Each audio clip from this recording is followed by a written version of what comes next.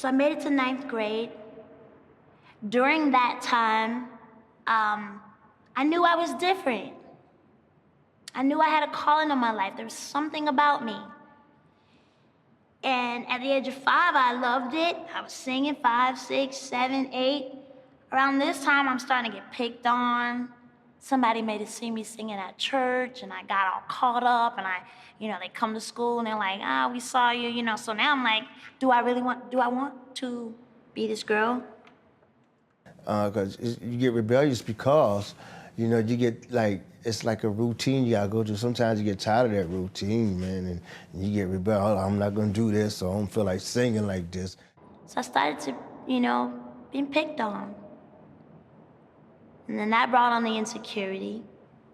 Very insecure. I didn't feel good enough. I didn't feel pretty enough.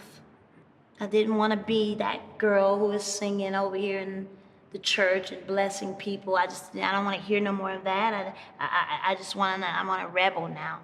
She was going to a high school here, and I was going to an elementary school here.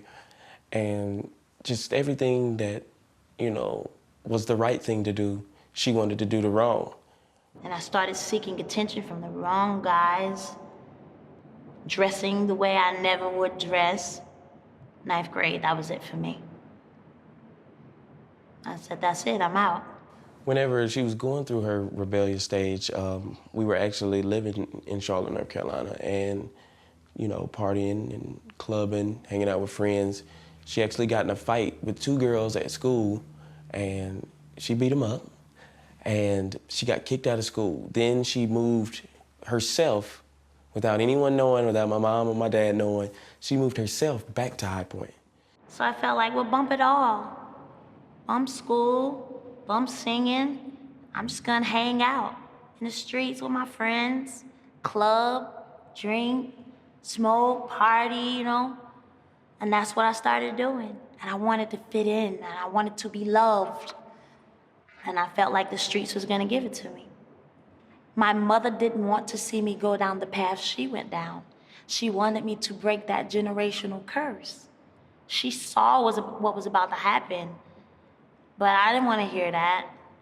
At that time, I wanted different. I didn't want to be special, not have that responsibility on my life of blessing people and living up to people's expectations.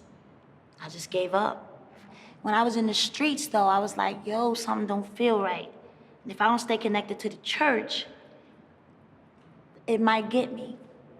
Me staying connected to the church was my only hope of feeling like I wasn't gonna die out of timing.